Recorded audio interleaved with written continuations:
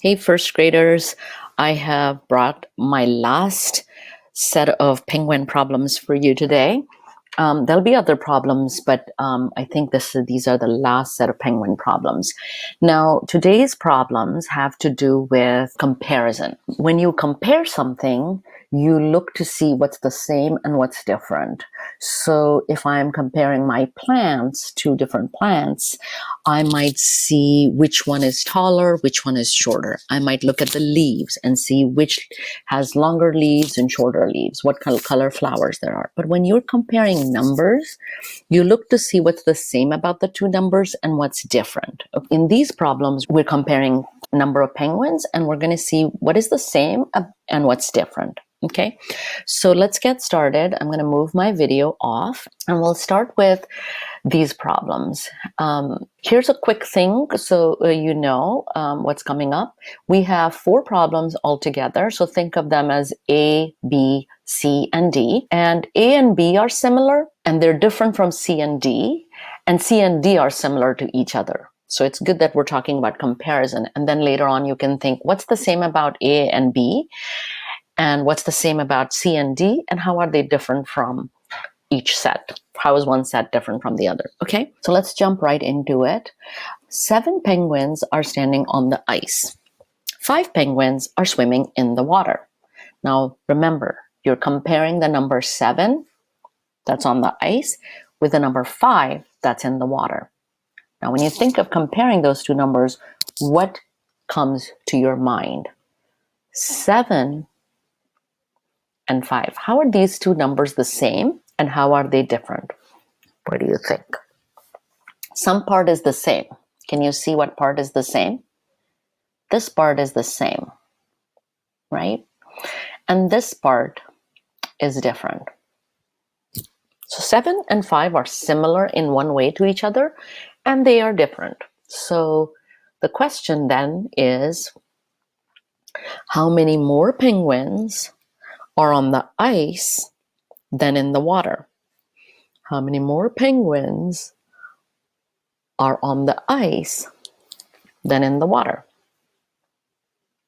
These are the ones in the water. These are the ones on the ice. So think of a representation, a model. If you were showing your thinking, what would you do on your sheet so that if someone looked at your work, they would know how you pictured it in your head? Remember, drawing those models are important.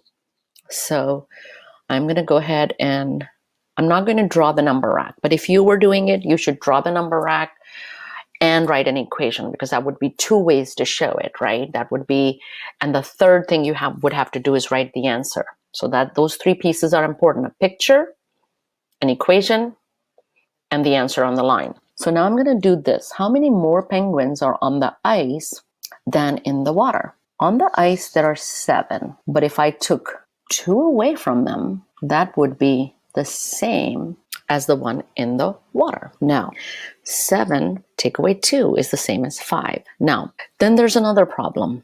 It says, how many more penguins would need to be in the water to match the number on the ice? How many more penguins would need to be in the water to match the one on the ice? Now watch how I'm going to do something that's a little bit different from the last time.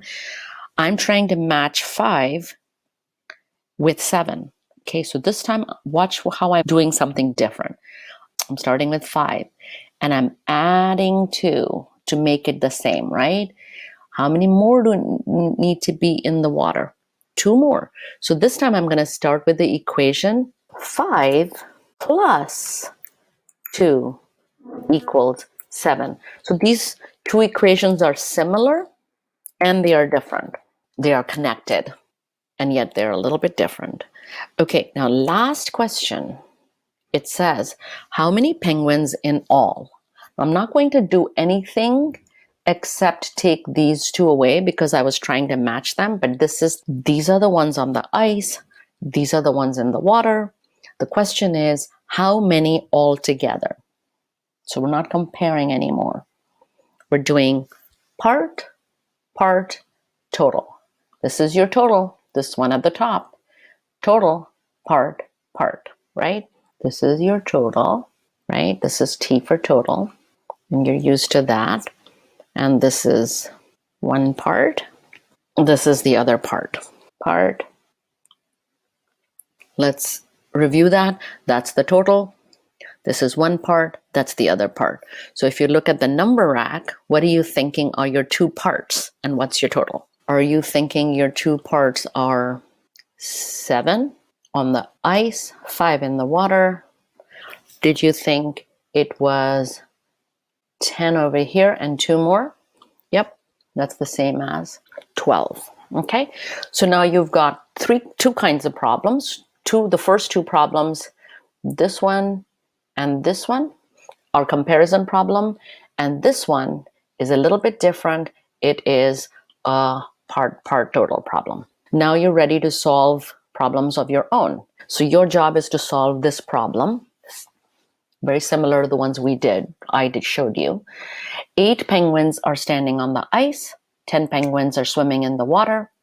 Solve these problems. How many more penguins are in the water than on the ice? You are going to show me on the number rack. You're going to try it on the number rack. You're going to look and see how you're going to show that in your picture.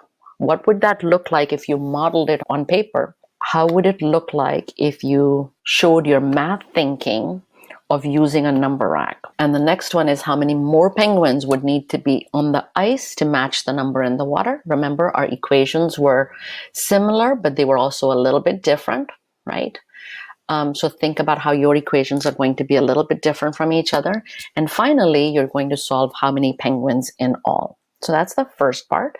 And the second part is a little bit different. So see how they're showing you in these two pictures how many penguins are in each place. This time they're not going to show you. They're just going to give you a clue. Okay, let me show you the first one, and you're going to attempt the second one on your own. 4 penguins are swimming in the water. Okay, 4 penguins are swimming in the water. Because they're in the water, I'm going to do the bottom row because that's how the picture shows, right? 4 are swimming in the water. 6 more penguins are hiding behind the hill than are in the water. Now, they're not saying 6 more are hiding behind the hill. There's another part that's super important. Okay, it says there are 6 more penguins hiding behind the hill. This is the important part. Than are in the water. 6 more penguins then are in the water. So what's 6 more than how many are in the water? 4, right? And now your job is to solve these problems. How many penguins are hiding behind the hill? How many are hiding behind the hill? Let's check. So what's over here is 6 more than this number. What's 6 more than 4? All right, so first I'm going to make it the same. What if there were just 4 behind the hill? But no, wait, they said 6 more than 4 are hiding behind the hill. What would that number be? I'm going to write that. So I'm going to model it like this. 1, 2, these are not my best circles, 3, 4, and I'm going to match it exactly like that, because if you were modeling on paper, probably this would look good, right? This would be how you would do it. But then 6 more. So I'm going to start doing it. 1, 2, 3, 4, 5, 6, which would be the same as 6 more. So actually, the number that's hiding behind the hill is this number right here.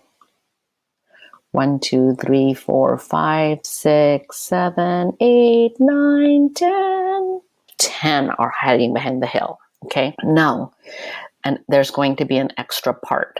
And it says, how many penguins in all? So once you figure out how many are hiding behind the hill, you can figure out how many altogether, right? So as you can see that this part was important, I would like you to try out this part.